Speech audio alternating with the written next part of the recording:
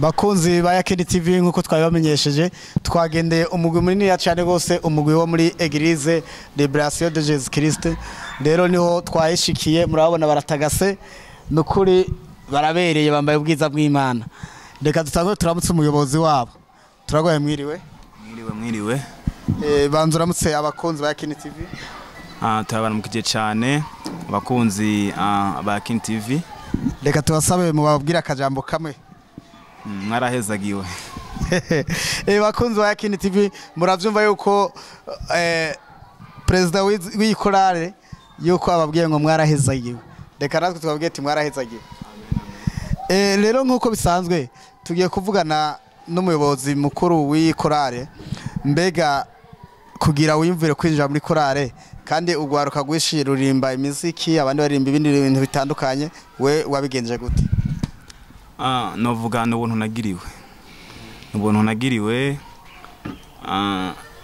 kuko kiragoye isi tugezemo no munsi kugira ngo ushobore kumva gukurikira Imana kiragoye cyane ibidusamaza ni byinshi tujya muri biriya anye kandi ugasanga biraryoshe gusumba imibiri yacu ikabona ko menga nivyo biryoshe gusumba ariko n'ubuntu nagiriwe kugira ngo nshobore kuba narakiriye umwami Yesu umukiza wanje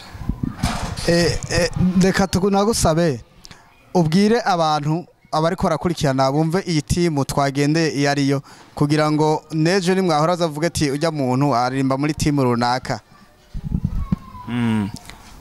umugwi wacu izina ryawo ni Zion worshippers na mugwi guhimbaza no gutazira tukaba dusanga dukora nyine muri Église muri Église de Libération de Jésus Christ ego bakunzi ba Yakini TV murumva yuko ari Zion bisugura donc Zion n'umusozi ni Sioni ama worshippers abahimbaje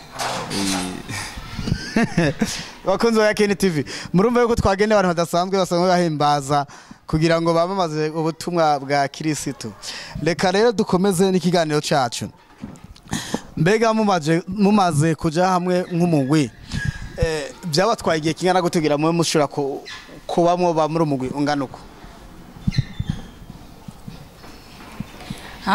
vyadutwaye igihe kitari kinini cyane mu bisanzwe iyo uri gukora ikintu uragikora nk'uko ciyumvamwo twaragize urunani turumva yuko twese tuvyiyumvisemo kandi tukababarana tuca rero dukora igikorwa c'Imana nta gihe kinini kirahera tugikoze ugiranya baciye ingana gute nk'imyaka 2 muri bangahe turashika 15 navyo numvise muri bangahe shika 15 bakunzi ba Yakini TV murumva yuko ndakwibutse wewe ukurikirana kino kiganiro ufite subscribe ufite like share na comment kugira ngo ibiganiro nk'ibi bize byameye gushikira umwanya ku wundi igihe ku kindi ndabona harimo ugwaruka rukiri ruto cyane gose ndabona nomita nk'umusande school sinzi reka nawe tumubaze ukuntu yimvise kwifatanya na nuno mugwi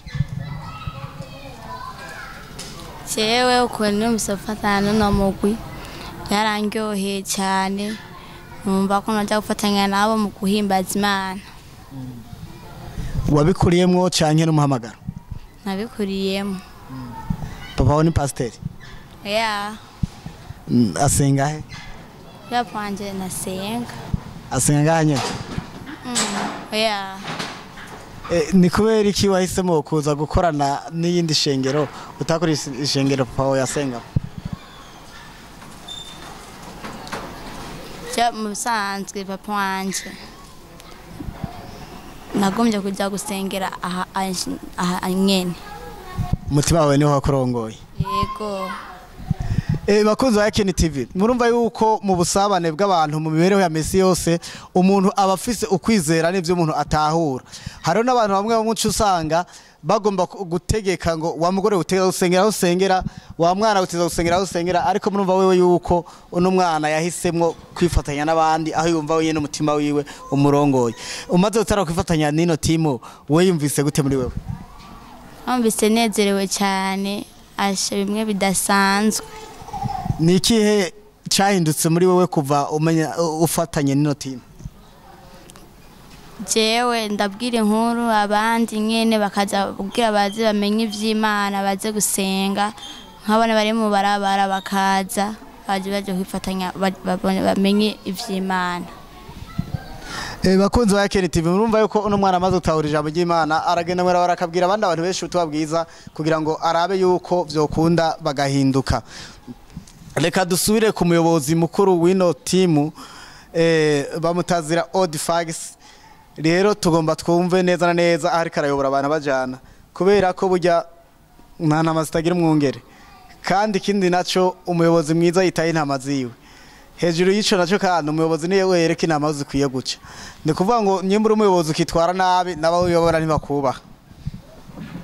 Reka ndakwegere Odfax ndabona ko ari wowe umutama muri bose w'indevu ndagomba ndakubaze impamvu woba wariyumviriye ino team naho ugomba kuyivana naho ugomba kuyigeza.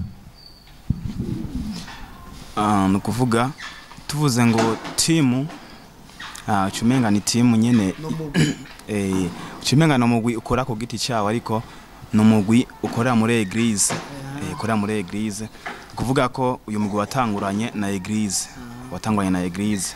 kuvuga ko kuva utanguye je sinabaye murongozi eglise igitangura nangwa ono mugwi gitangura ariko bagenda barabisikanya mugatwara igihe kimwe ubundi agatwara ikindi namuca muvyumva none uvuga ati Imana yakorwanuye mu bandi wisanga nawe uri umuyobozi cyane gose.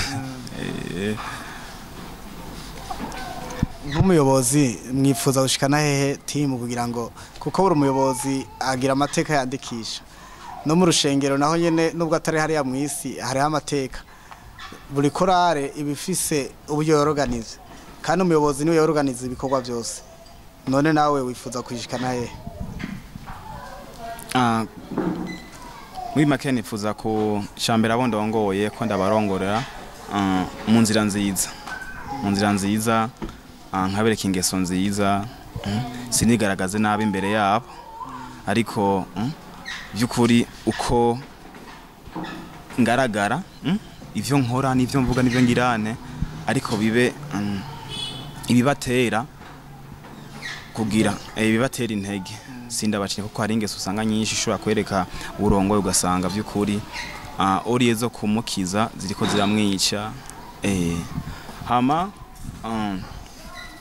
ndifuza ko tubandanya mu nzira y'agakiza tugatera imbere tukagera ku yindi ntambwe kuko ba Pauline no musi intambwe bageze ko ni intambwe ishimishije cyane kandi ni kuvuga kugira babigire ko baraca bugufi bakumva impanuro hariya na hariya kuko kurongora burya si ubwenge bw'umuntu wenyene gusa ubwiwe ariko turakeneye izindi impanuro ziva ahandi hantu tukajya gutembera ahandi kugira ngo vy'ukuri natwe bidufashe kuntu dushobora kurongora abandi vy'ukuri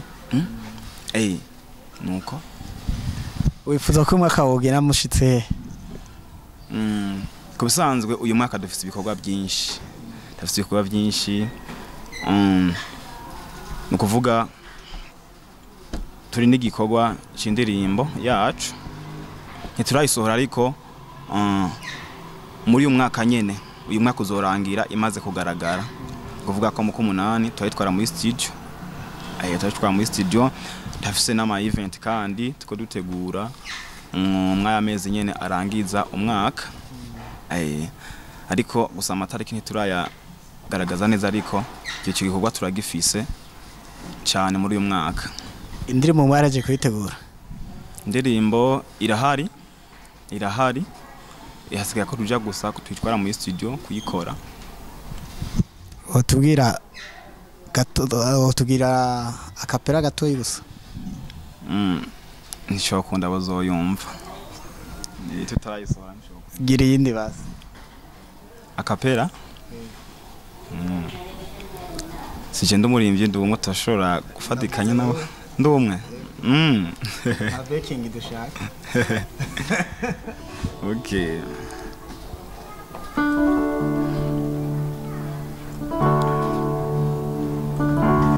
bakunzi ba Yakini TV murabona yuko asanzwe ari n'umupianiste ni kuvuga rero ukeneye nk'umupianiste urashaka kumutuma ko akazagufasha akagwigisha canke akagufasha ibikorwa uzokwama urima imana ibihe byo uzokwama urima imana ibihe byo uzokwama urima imana ibihe byo uzokwama urima imana ibihe byose.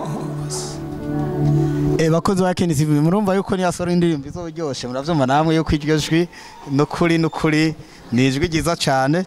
Reka rero dukomereze ngahe ku mutama w'amateka. Uyu mutama rero mubona ngahe imbere yacu cameraman irabisha ko uyu mutama uyu n'umuntu sije kama alitoka wapi sije kama ni mfufuka au ni muzuka naona asha abamuzi murabona mwese kuri kamera Ibana ni muzuka reka twidondore kandi akoresha ryazina ryarindi nyene bo murakoze cyane nitwa Ninajo Jiva nkaba ndumurongo nkaba ndicegera cy'umurongozi wacu w'iteam tukaba dufashanya ibikorwa byo gukora umurimo w'Imana twahamagari rimwe gutazira iryo bantazira king bakunzi ba Yakini TV uyu mugabo twigeze guhurira ahantu hamwe mu ntara ya kure cyane gose ya kure uravyibuka hari he Mucankuzo murumva ko imugabo tumwe hari twara mu mihingo yose itandukanye nawe nagira ndakubaze nk'umuyobozi icegera kuko umuyobozi burya n'icegera bose bari nka bamwe umwe atari uyundi niwe afata mu ntoke ibikorwa nagira ndakubaze niyihe yerekwa ufise muri wewe apana team ifise muri wewe ubona yuko ikwaya ushaka kwijanamwo mu indi animation nuruhe rugezo wifuza yuko mwe na president mwoshaka gushikana ko runo gwaruka bo murakoze cyane iyerekwa mfise canke ibyifuzo vyanje shaka turi kumwe n'uyu mugwi ndashaka yuko tuzogera ahantu akomeye cyane kuko turafise uburorero canke turamaze kumva turamaze no kubona abandi bavyifashemo nkuko natwe tugomba kuvyifatamo ni ibintu bimeze neza kandi barahezagiwe ndetse haro na benshi bibeshejeho rero icifuzo canje ni team yacu turagomba gushika ahantu kure cyane turiko duhimbaza twongera dutazira Imana tuvuga ubukuru bwayo tuvuga no kugira neza kwayo hama nitwamara gushika aho hantu Imana izotugirira neza team itera imbere kuko nama nababwiye ati iyi team yacu turashaka yuko tuzotera imbere tube abantu bazi kuririmba neza indirimbo zacu tuziko turategura ziye zishike kure cyane hama ikindi naco tuze tube n'abatunzi abanyamafaranga kuko mu ndirimbo turiko turategura tugomba naho zizoshika bizosaba ko tuzoba dufise amafaranga nitwamara kugira amafaranga igikorwa cyacu naho tugomba gushika nta namwe tutazogera dufise amafaranga bakunzi ba Yakini TV ndagena nabibutse mukore subscribe like share na comment turakomeza na runo gwaruka ino worship ndabona yuko iri mu gwaruka gwishi nagenda kubaze sinzi ko ari umuyabaga sinzi ko reka tuzufate ko ari umuyabaga mbega kugira wimvire kuza wifatanya nino narino shengero be nino worship wabigenze gute mazina yanje kwanza yitwa Microfone mama ndi muri team nyene mama icatumye ngira muri team kwabaye korera Imana muri jewe biri muri jewe kandi ndavyifuza kuva na kera gufatanya n'abandi hamwe ndumva muri jewe ngomba gukorera Imana biciye mu kuririmba ndabona ngaha kandi uyu mujene sinzi ko ari umupafushinga nahe nuko ari umugwaruka ndabona araberewe murabona bakunze ba Yakini TV murabona ukuntu aberewe murabibona yambaye kwa kundi za ntumwa za kera zagenda zambaye byose zigashirako Okay, je ndo musore ntabwo nubatse ntabwe ejo muri nahura no sister ndamureshe yanke ngo numu papa la fiance office okay ndashaka ndamufise ntuhavamo ngo numu papa ugomba kuresha yundi kandi umufise oya byashobora kubushika ugasanga nyene tugize sase niki nakwizera ufise ukwiza kuri je ndakundi nako ariko kuri wowe wundi ugasanga cyo vyumva nawe ko muri iki gihe yuko aba bashikacu bubu eba harize ukurishije ikijumbo avuga yamugutwaye nakijijwe nakijijwe mu bisanzwe sinomera ko akijijwe ko ni dusenga hamwe no mu dini tarimo none wewe bakunze umuntu utazi ko asenga arasenga arakijijwe kuba senga hage nikisigwa ko umuntu abakijijwe umuntu ashaka gusenga adakijijwe mu bisanzwe ariko muravyo arana ko akijijwe vraiment sinomushigika cyane singe ntaye uko sinzi kiri muri we bakunze ba Yakini TV murumva rero yuko ivy'ubugere bintu byose biragoye ukwizera kuragoye nivyo ndakarije abajye barabivuga ngo aravumwe uwizera umwana w'umuntu sivyo kandi Paulo yavuze ngo naba ari mwebwe mwisuzuma nyimba uhagaze canke waguye urivyukiranya ugakomeza wumva naho uri febre ucusaba inkomezi ukabandanya urugendo nivyo ntaho shinga ntaho wundi uko ni mu mutima wiwe nawe ntari mu mutima wiwe nkubo mubaza nawe yaca avuga ati kare agahuguru karibara ko yeresi takize okay nagira abazo rero tubazo tubiri niki cyatumye uhitamwo Eglise Liberation of Jesus cyatumye ndarihitamwo Eglise Liberation nuko narigiriwe mu muhamagaro waje uva mu ijoro ku batubambiwe Kristo Yesu sinashoboye kuvyirongoreramo ngo je nyene ngo ni complique ngo nje muri Liberation narahamagwa ndumva ijwi rivugiye muri jewe atutegerezwa kuba umukozi wanje unkorera ukoreye muri Eglise Liberation. Yes. None nk'umuntu wamagawe urashaka gushikana abandi kuki? Okay, nuvuga yuko byose bishobokera muri Kristo Yesu. Nuvuga yuko Kristo ndize yuko ari umunyankomezi azonshoboza niyashoboza hariho henshi nzoshika kubwanje nto kushikana ari Kristo yangijeje nk'akarorero ngije kuraba abo dusangiye igikorwa cyo korera Imana ngimba mu gutazira kubatanguye iki gikorwa badukore bageze ku rwego hejuru nk'abadudu tubifuza yuko natwe Imana ko yo tugeza ku ntambwe idasanzwe nk'ubwo abadukuriye muri gospel natwe tworugera ko ndetse tukaza tubona barusha. Ego murumva yuko afise imigambi irashe cyane gose yifuza kubona nawe yageze hahandi batubwira amafaranga ukavyibuha uri yawe yaranayarosa nakavyibushe nyene.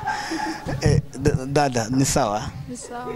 Uri umwigeme canke? Ndi umwigeme. Nagenda kweze nawe tubazo tubiri. Mbega wakijwe ryari? Nakijwe ryari? Nakijwe muri 2018. Navyo numva. 2018. Navyo numva. 2012. 2018. Mu 2018. Wakirijwe he? Nakirijwe nyene. Wumvise ijambo ry'Imana urizera? Ego. None uri mu worship wifuza gushika kuki? Nifuza kuva hondi ngerere nkeneye kuva nje n'ahandi shaka gutera intambwe mu bisanzwe muri make gute mu kuririmba gutangaza ibikorwa Imana yakoze byo Kristo Yesu yagiye akoze kuri nosi kugira abataramumenya nabo bamwegere bamenye ko ari we mukiza. Murakoze. Bakunzi wa Yakini TV ndabutsa kandi mufisonde subscribe, like, share na comment. reka duhindukire mu kuryo kwacu turabona umujene fi ashushe cyane gose mu vy'Imana aririmba neza urimba rya kangahe rya mbere ndirimba numve ntabari twebwe mwami ntabari twebwe Yesu ari kw'izina ryawe data rishigwe hejuru kubw'imbabazi zawe n'urukundo rwawe rwinshi udukunda mwami ntabari twebwe. murumva yuko aririmba ijwi rya mbere bagita gute mu kirimi cy'ikinyamahanga?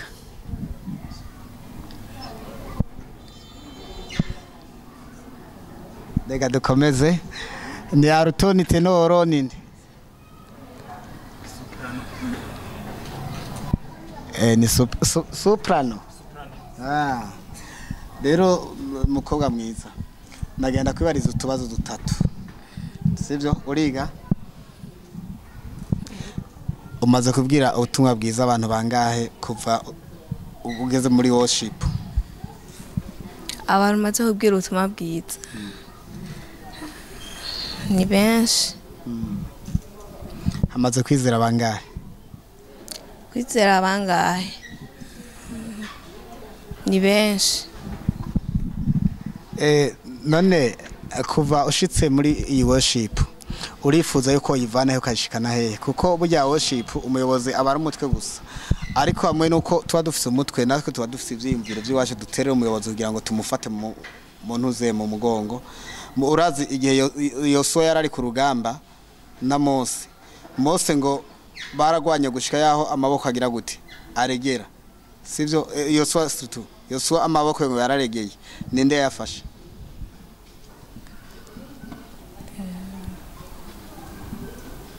Ninde yafashe amaboko ya Yosuwa? Aroni yarakiyari ntari bwafe, barafashanije baramufata amaboko, kuko amaboko amanutse baca batsindwa ku rugamba gushika yaho bahagarika izuba kugira urugamba rubandanye.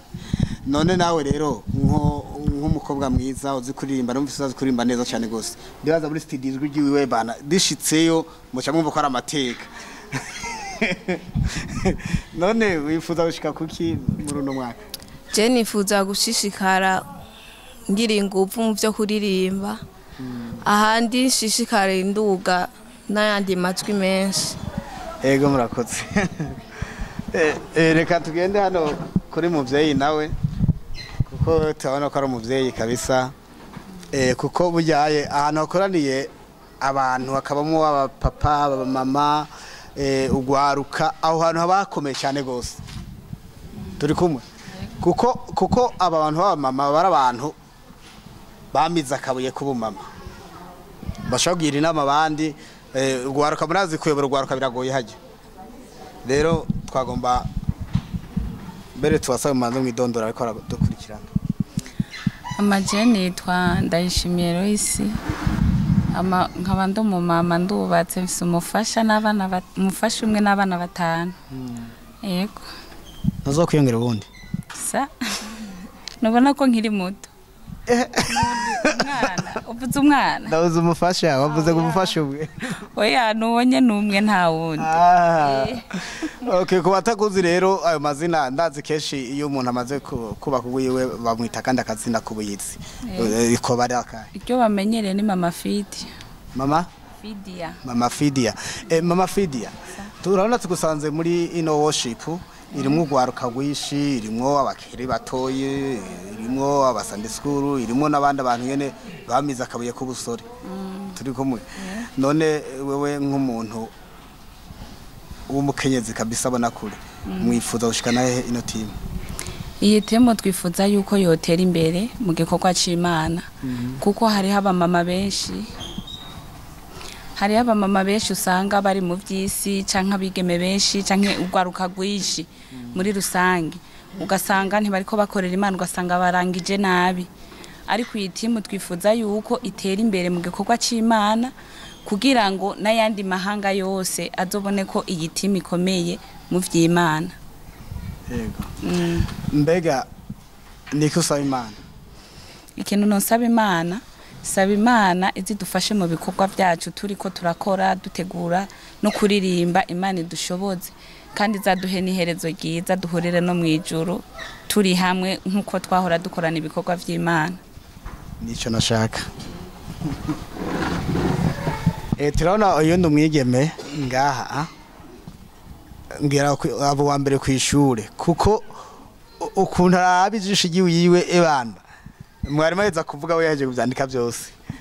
Ndabaramukije. Ndamahoro. Ndabona uri muri no worship. Mbega hari wagwamagaye ubwira wizemo canke byagenze gutirega ari gihura n'umugenzi aje kubwira ati ebana ingo twigire hariya mu rushengeri wacu ugacuza urwirukanga nuko byagenze nawe? Oya suko byagenze. Byagenze gute? Yuko byagenze twatanguye kuririmba tukira abana bato, dutangura gusenga tukira abana bato, abavyeyi bakatubwira tuje gusenga tukagenda. Umva rero Imana ko yari yashimye ko dukoranya nyene muri no ngore muri liberation, niyo rero Imana yaturongoye ko tuzakuranira ngaha nabikorera muko nyene. Wifuza kurera urundi rwaruka gute? Nifuza kurera urundi rwaruka mu jambo ry'Imana, nkagwigisha ijambo ry'Imana nkuko natwe batwigishije, tukababwira ubutumwa bwiza nabo nyene bakihana, bakabwira n'abandi urundi rwaruka bakiri bata abandi bana nabo nyene bakaza kuri Yesu, kubera Yesu ni watanga amahoro. Reka dukomeze bakunzi wa Yakini TV, ongera mufyonde subscribe, like, share, comment kuri YouTube yacu kugira ngo ibiganiro vyambe bashikira ku gihe. Turabona uyundi mwigeme sinzi ko ari umudamu, sinzi ko ari umwigeme, muratwabare ariko amaso arashaka kwibesha.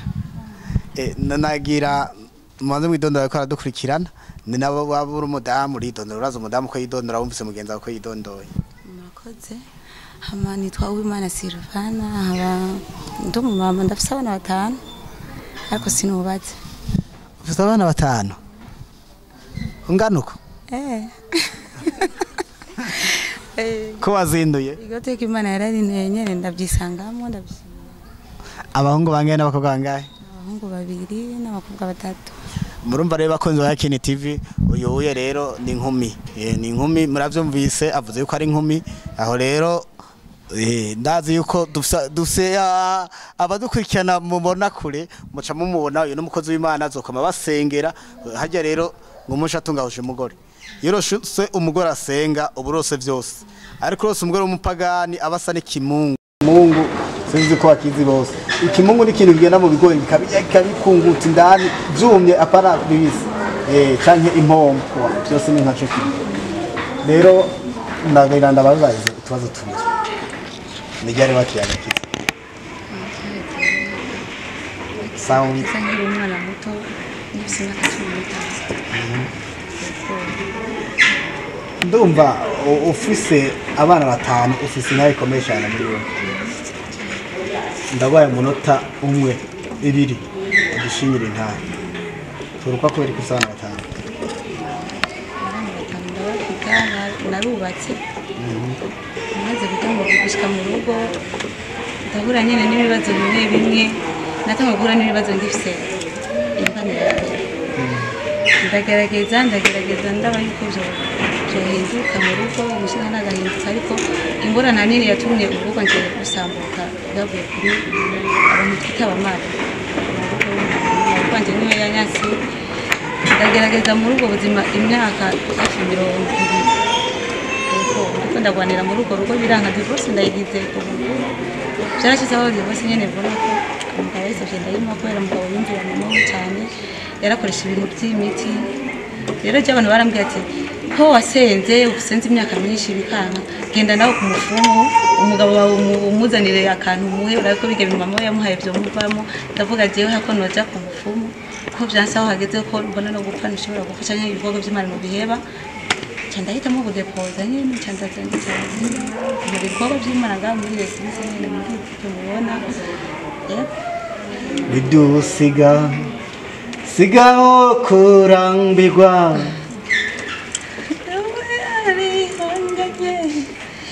ngaho nuteke ibisubizo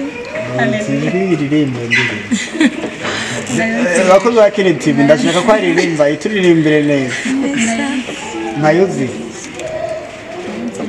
nakundi nanjye ngomba kujya muri korali muravyumva ko nawe kumenya kuririmba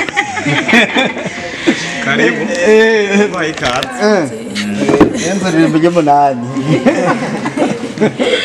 ni muri shetani muri shetani hari muririmvyi akomeye uri mu gushyira shetani shetani bamwita Rusiferi azo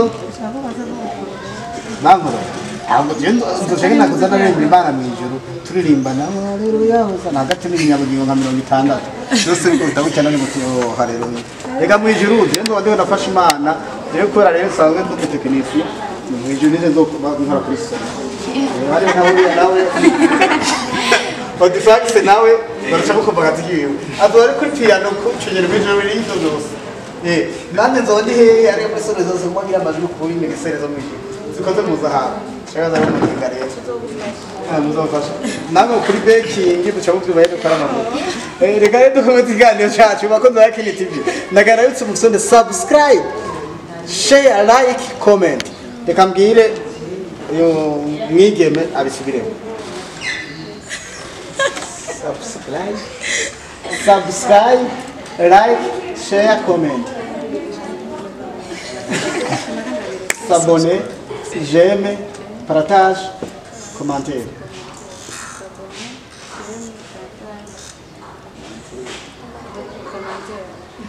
subscribe like share na comment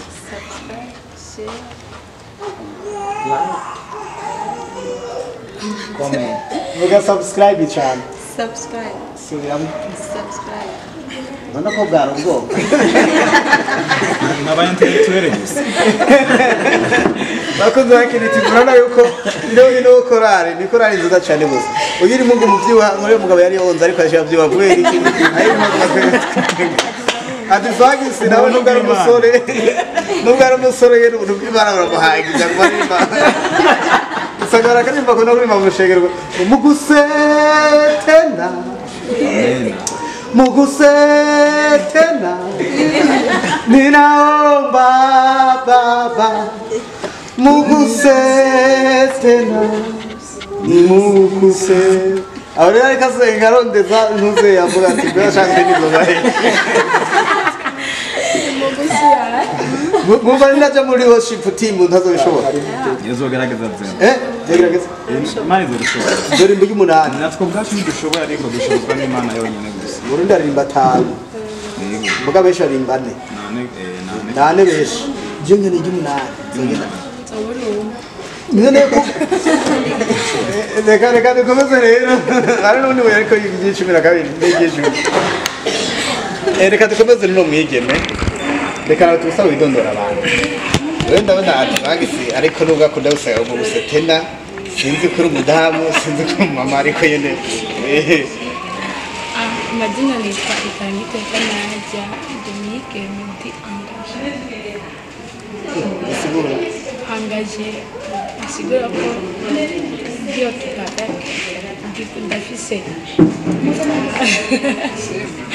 Dominique Menti ya apana get Dominique Menti umukunzi ejo mbere tuzobatumira twabwati ngo mudushigikire tuje kugira ibyo abandi bakwetse wowe ntukikekeranya kamugenza oya sinikekeranya hamwe n'Imana turashoboye arakijije ya arakijije murumva rero bakunzi ba Yakini TV abantu rero bafite kwizera kwisha ugarafite kwizera yuko uwo bari kumwe badahendana hari n'ubundi twumvise ariko yatubwiye ati jewe n'ukuri uyu rero kwizera kwiwe kuramugora ameze nka Petero Toma na Petero nawe nyine no kwizera kwa nka Petero yara yitwa Simoni rero Toma we yavuze ngo jewe nyimba wazutse mbanza gukoza mu rutoki byo kumbwira ko umuzimu ivyo yakuraba kuko nizera Yesu ushobora gupfa Toma yarafite kwizeranye kuko murazi ko yaramubaje ati none ga mwami ubwirwe ne mwijuru tugiye ngo so wawe ari he Toma cyo ati nari ndi kumwe namwe imyaka yose ni bamenye Toma ati yego ko yeri kumbe ari wewe kazima gabyumvise rero twagira tukubaze rero Nadia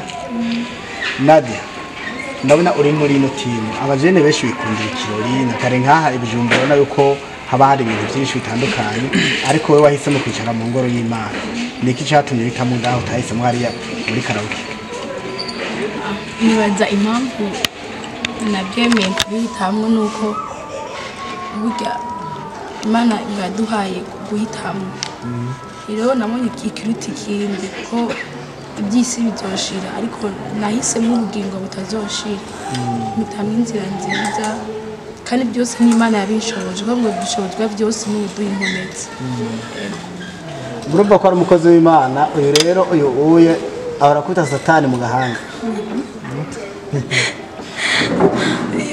yes ndakwita mu gahanga ariko hamwe na Yesu turashoboye numvise ko uri mu kubaka kwawe abantu benshi iyo bamaze kubaka iby'amakorari baca bivamo ibyo nagenda abona none nawe witeze kubivamo wowe wari nk'umugabo icyo ni icyiyumviro abantu benshi bagenderamo ariko ku ruhande rw'iwanje nibyo namye saba Imana izinshoboze kutazobivamo ko ndi umuririmbyi mwiza niyo mpamvu ntoshaka kuba ndabihagarika kuko misiyo dufise ngaho ku isi niyo kwamamaza ubutumwa bwiza rero ubutumwa bwiza bw'iwanje ndabukoresha mu guhimbaza urumva ndabuhagaritse hari ikintu kizoba gipfuye mu murima wa data rero niyo mpamvu Imana yakumbere uwo tugiye kubakana ari umukozi w'Imana nka jewe bizomfasita bizonshoboza kubandanya cya gikorwa canje umva no bishuka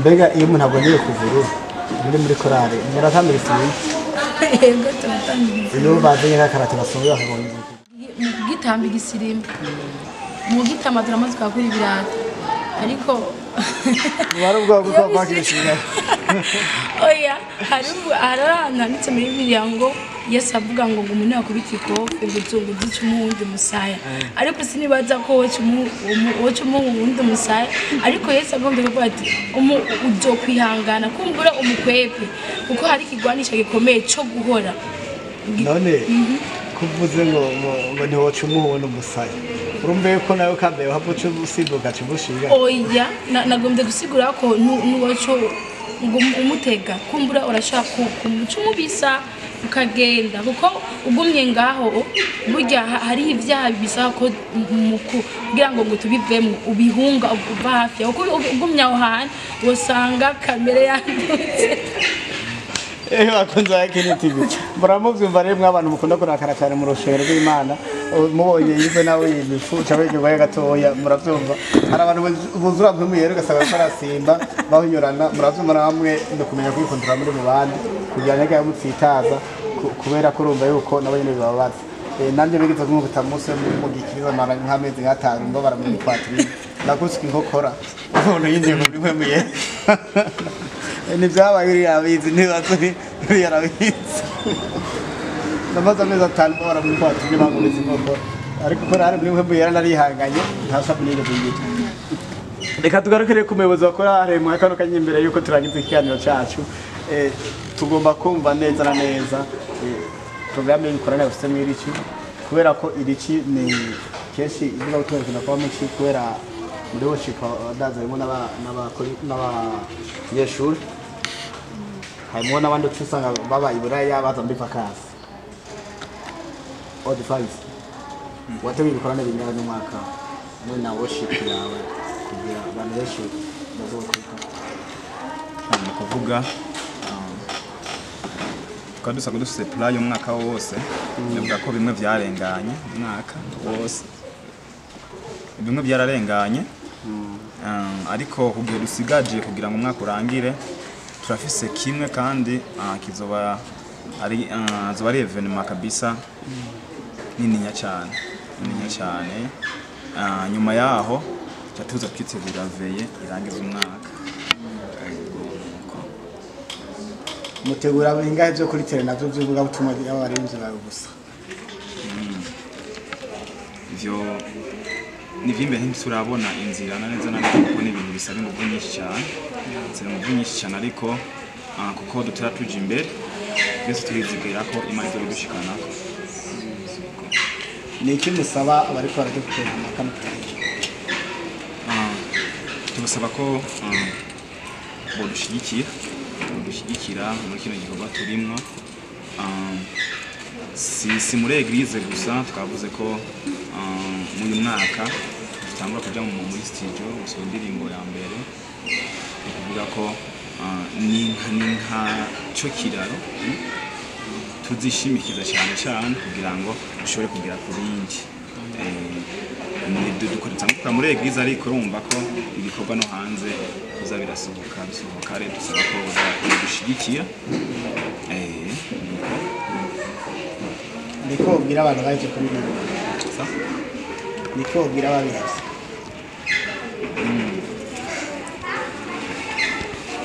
Ababihevye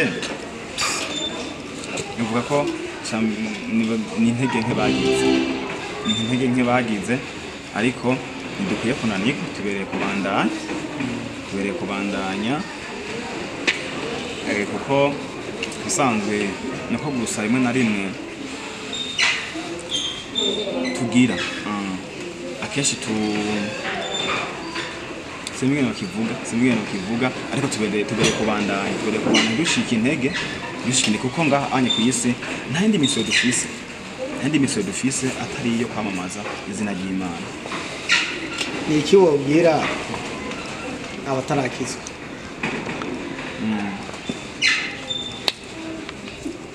Abatarakizwa hariho benshi usanga bataramenya ubutumwa bwiza, ariko ndifuza ko nabo ubutumwa bubashikako bagakizwa bakakira umwami Yesu umukiza wabo mu bugingo bwabo, kuko igihe cyose ubuzima bwacu butubakiye ku Mana, navuga ko icyo gihe tuba turesista gusa ariko ntituba duhaye turabaho. Tuba turesista gusa ariko kuko ubuzima bwacu butangurana nuko turi muri Kristo Yesu. Rero hariho abo baba bumva ubutumwa ariko bakabyirengagiza n'abandi boba batarashikirwa n'ubwo butumwa kugira ngo nabo bakurikire Imana nkuko natwe babe mu buzima nkuko natwe tuko turabubamo bwo kubana n'Imana, kuko nta wundi buzima ntahandi hantu tworonka ubuzima butuje mu mahoro, tworonka ibyinshi bitandukanye, amafaranga, ibiki binabiri ariko tukabiburana amahoro. Ariko muri Kristo Yesu hari byose, amahoro ndetse ibyo byose twumva by'amafaranga n'ibiki binabiri muri Kristo Yesu birimo. Yego. Mbega muvuza amafaranga nabwo mwumva mega ariko cyane bakunda amafaranga. Amafaranga sinavuga ngo ndayakunda ngo ndayanka, ariko cyabana iki gikorwa dukora amafaranga adufasha byinshi. Yego.